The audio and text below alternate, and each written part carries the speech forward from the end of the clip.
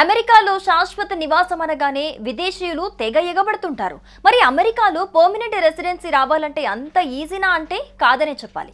ఎన్నో immigration rules, job preferences, economic status, country immigrants track record, health and background checks ఇలా చాలానే ఉంటాయి.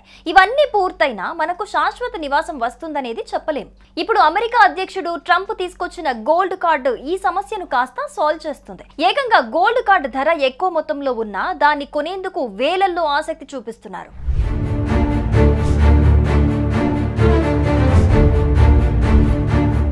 America ప్రవేశపెట్టిన గోల్డ్ కార్డుకు విశేష స్పందన లభిస్తోంది. ఇప్పటి వరకు సుమారు 70,000 మంది ట్రంప్ గోల్డ్ కార్డుకు దరఖాస్తు చేసుకున్నట్లు వైట్ హౌస్ వర్గాలు తెలిపాయి.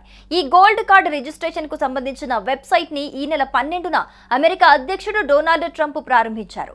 విదేశీ వలసదారులు అమెరికా ప్రభుత్వానికి $50 లక్షల అంటే దాదాపు 43 కోట్లు చెల్లించడం ద్వారా గోల్డ్ కార్డు కొనుగోలు చేసి అమెరికా పౌరసత్వాన్ని పొందేందుకు వీలు కల్పించింది.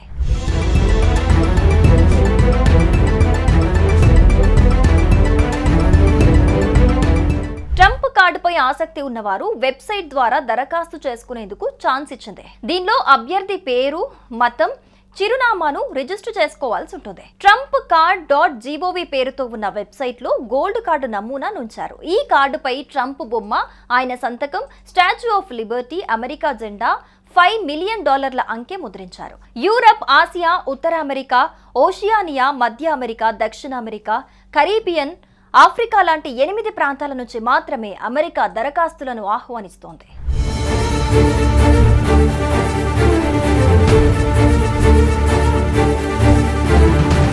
ట్రంప్ కార్డు అమెరికాలో నివాసం పొందాలనుకునే వ్యాపారస్తులు, సంస్థలను ఆకర్షించటమే లక్ష్యంగా పెట్టుకుందనే అభిప్రాయాలు వ్యక్తమవుతున్నాయి.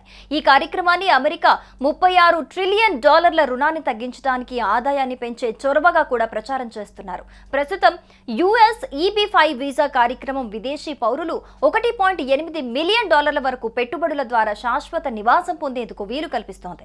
గత సంవత్సరం సుమారు 14,000 EB-5 వీసాలు జారీ చేసినట్లు ఇన్వెస్ట్ ఇన్ ది USA తెలిపింది.